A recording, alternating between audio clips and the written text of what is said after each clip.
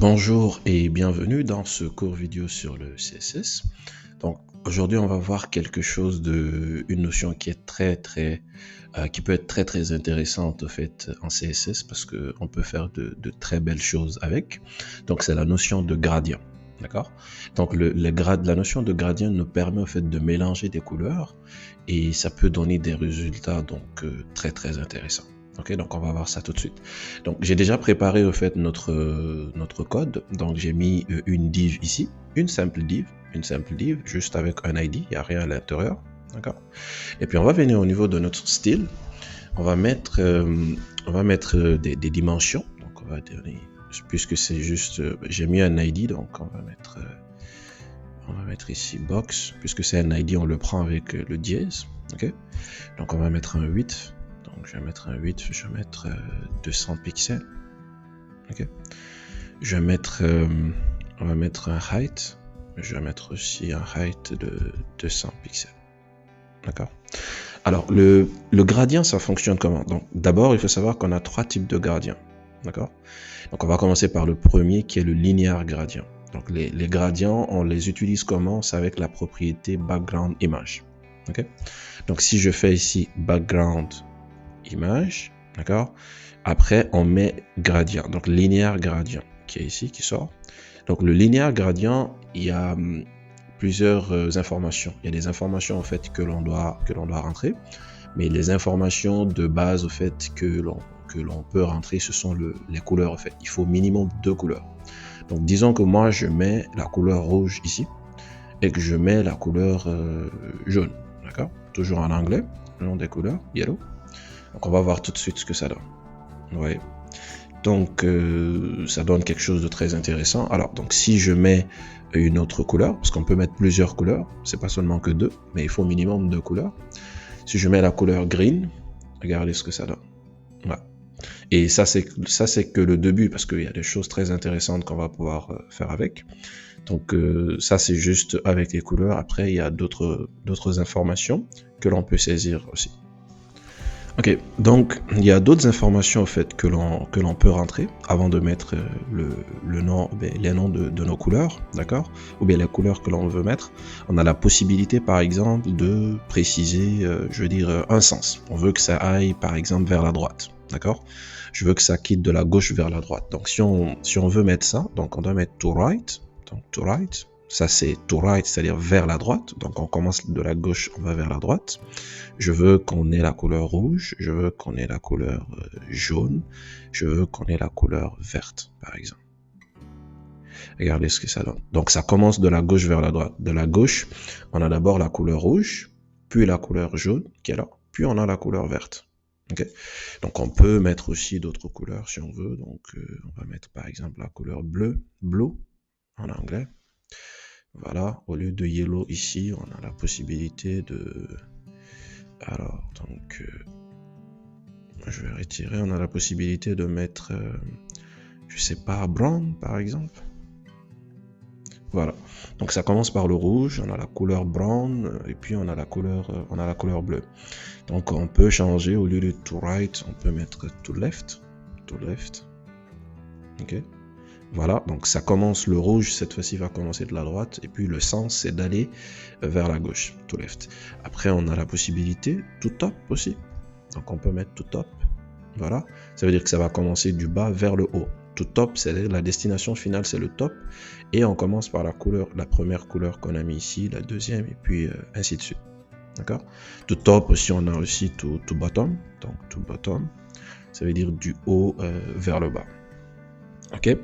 Après, on a la possibilité de mettre un sens diagonal, par exemple, donc de façon diagonale. Comment est-ce que ça fonctionne?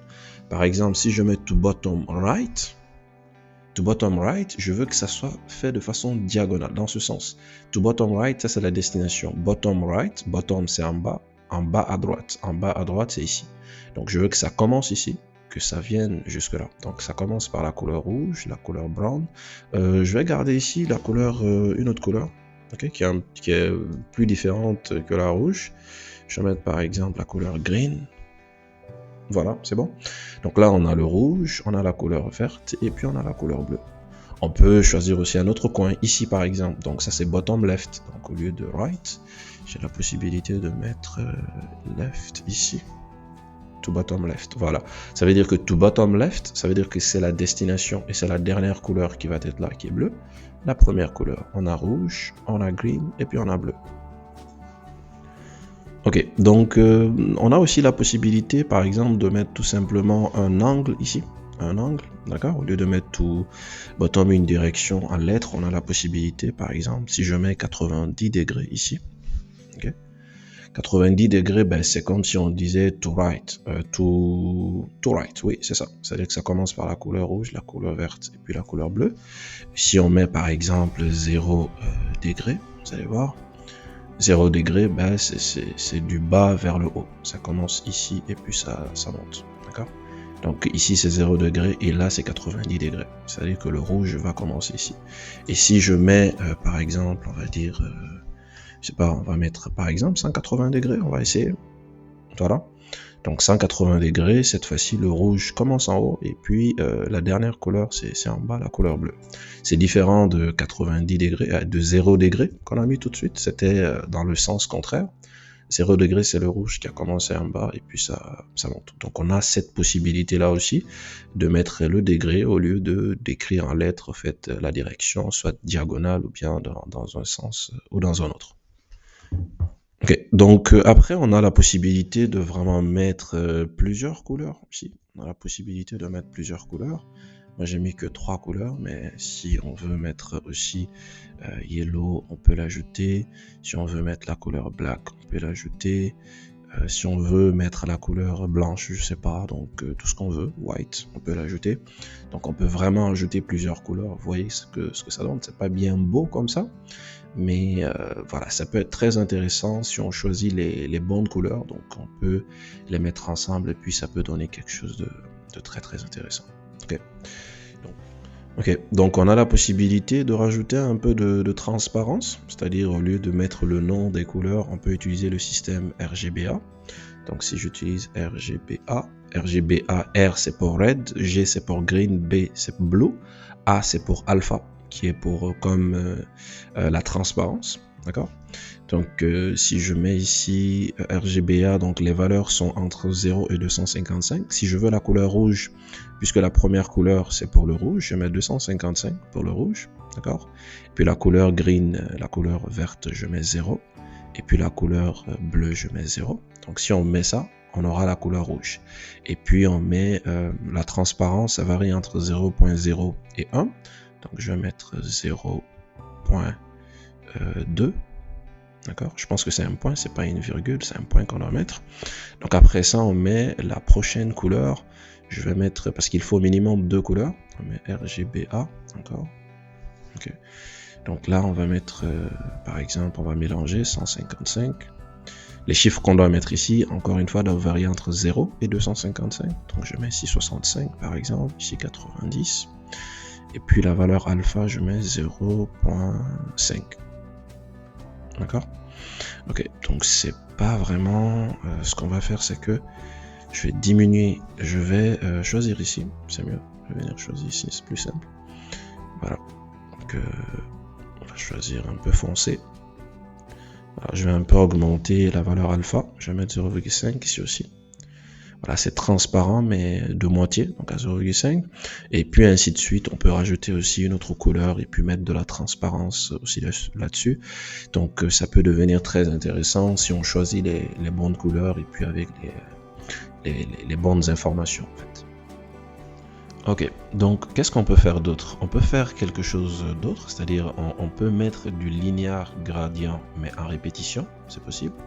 Alors c'est quelque chose où il y a des informations qu'il faut rajouter, donc ça peut être un petit peu... alors je vais quand même essayer d'expliquer du mieux possible.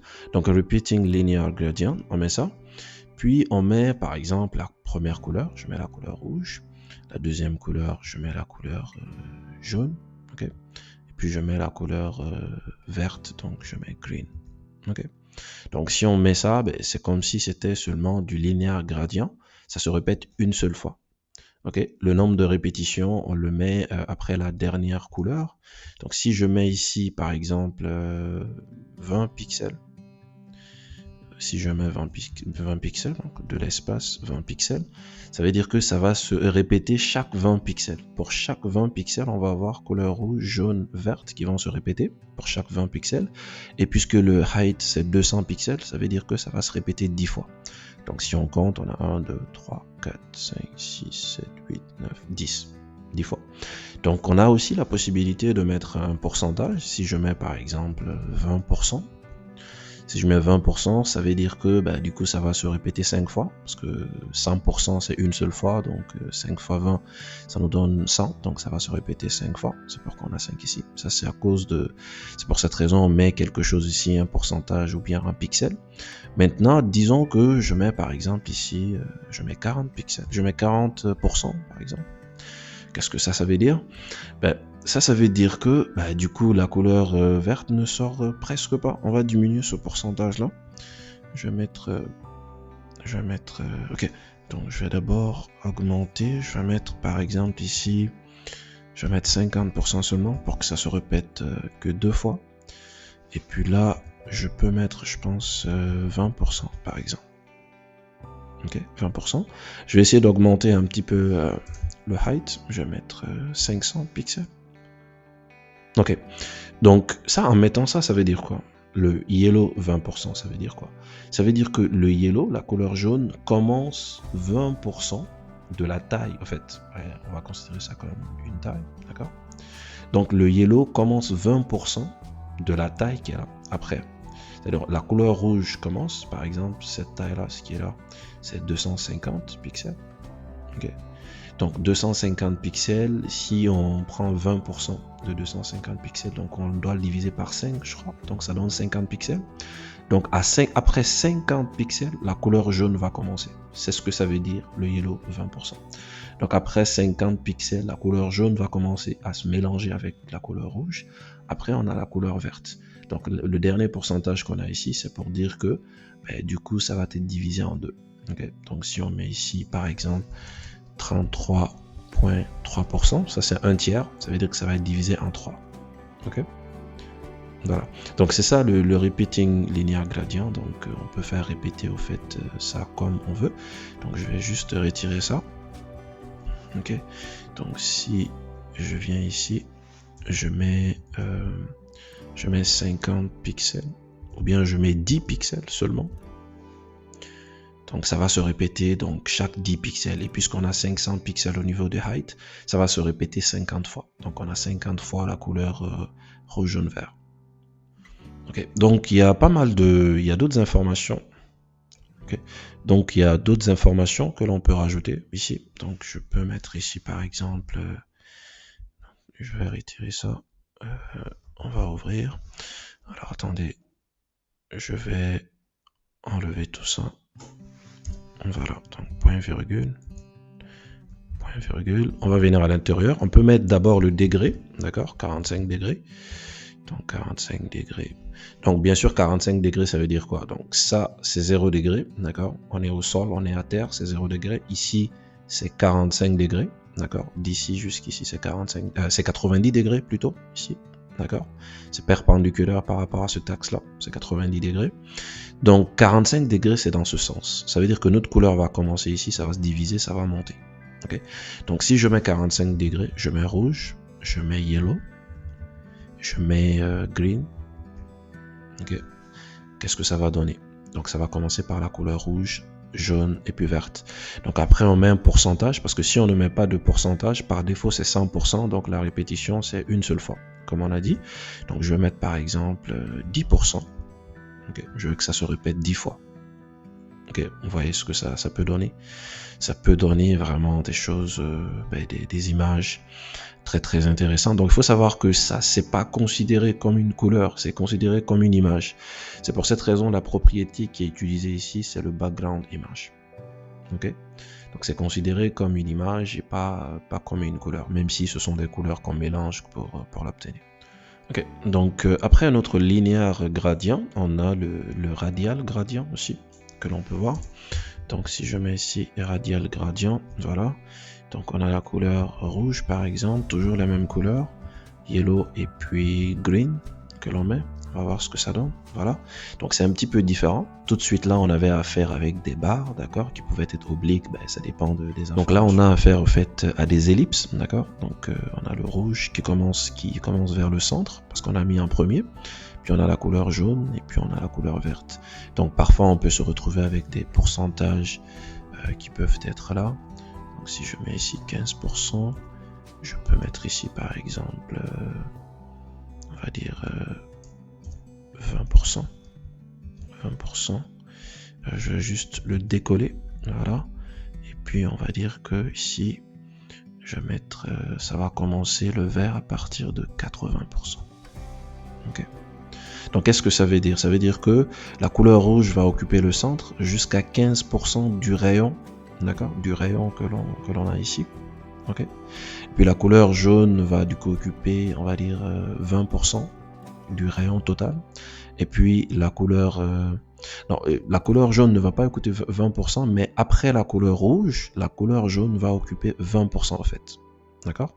C'est-à-dire que la couleur jaune, le rayon, si on compte le centre ici, ben, ça va être 35%. C'est-à-dire que ça va être 15 plus 25. D'accord? 35%, le rayon de la partie jaune. Donc après, au-delà du jaune, on a la couleur verte, donc qui va commencer à partir de 80% du rayon. Ok? Donc on a la couleur verte ici tout autour des deux couleurs. Ok. Donc pour notre radial gradient aussi, on a la possibilité de répéter ça. On a la possibilité de répéter. Donc si on vient ici, on met repeating linear gradient. Donc on vient ici, on met la couleur rouge. Je mets la couleur, je vais mettre la forme. Je préfère la forme circulaire, donc circle. Ok. Je mets la couleur rouge, je mets la couleur yellow et je mets la couleur green. Donc en faisant ça, regardez ce que ça va donner. Pourquoi ça ne sort pas? Repeating linear gradient. Ok. Ok. Je sais pas pourquoi ça marche pas. Je vais retirer la forme. Ok. Je pense qu'on n'a pas besoin de mettre la forme ici. Non, c'est pas linéaire, donc voilà, je me suis trompé, c'est pas linéaire, c'est plutôt radial. Ok, donc on va mettre radial, gradient. Ok, donc je vais mettre circle. Ok, je mets red, je mets yellow et puis je mets green. On va voir ce que ça va donner.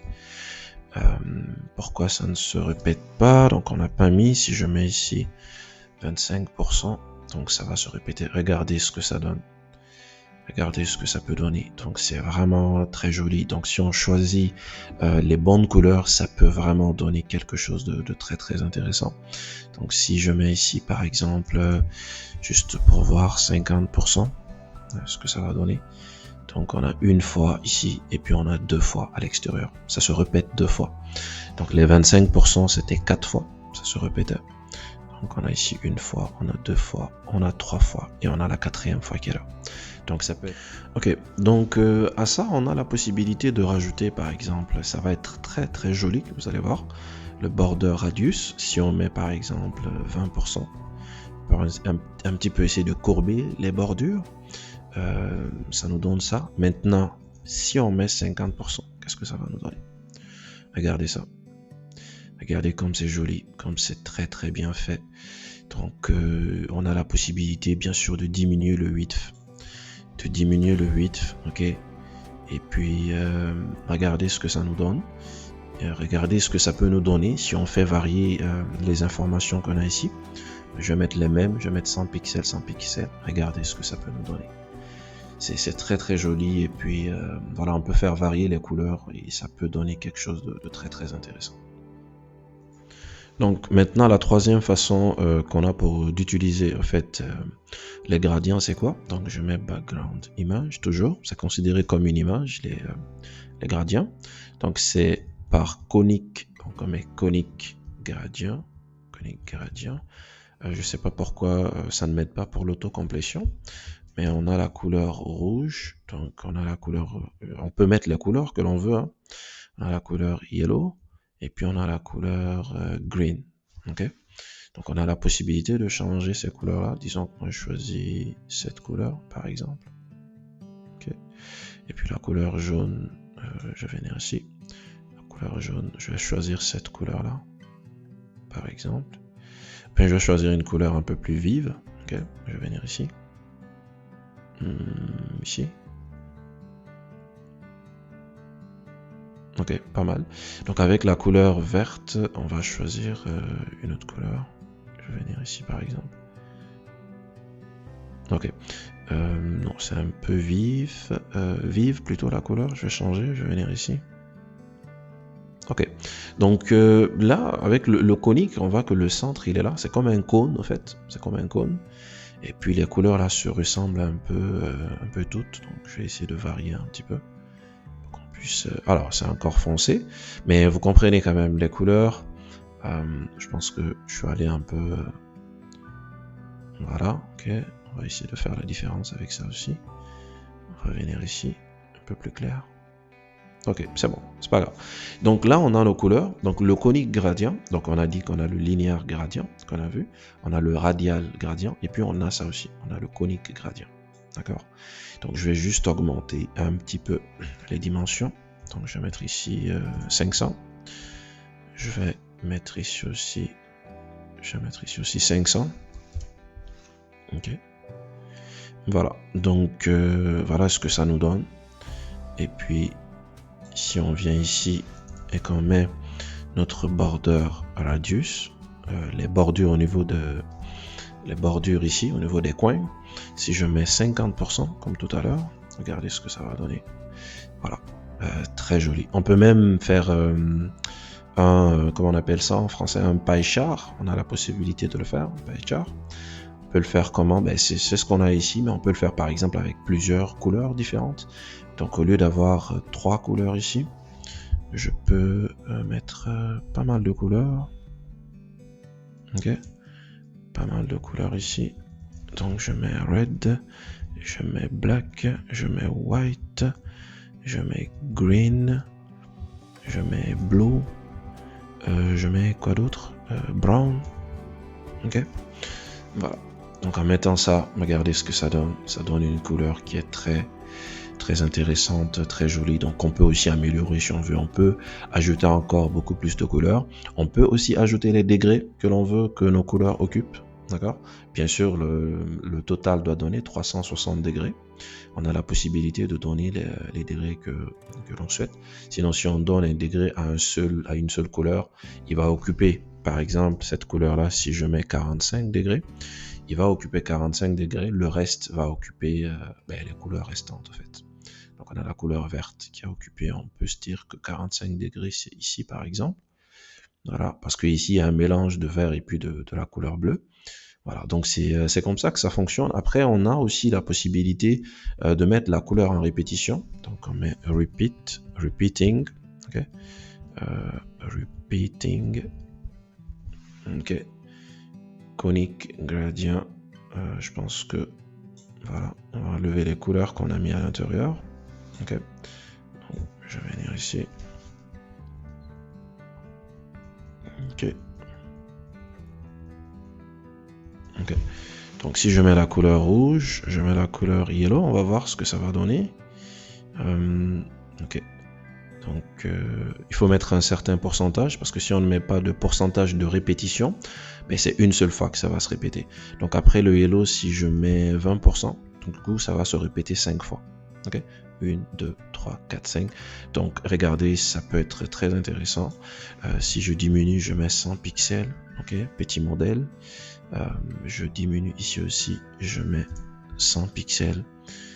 Voilà, donc voilà ce que ça donne. Donc c'est ça un petit peu les gradients, c'est ce que ça nous permet de faire. Donc il faut savoir que c'est considéré comme des images, même si c'est un mélange de couleurs. Donc on a le linéaire gradient, on peut le répéter, repeating linear gradient.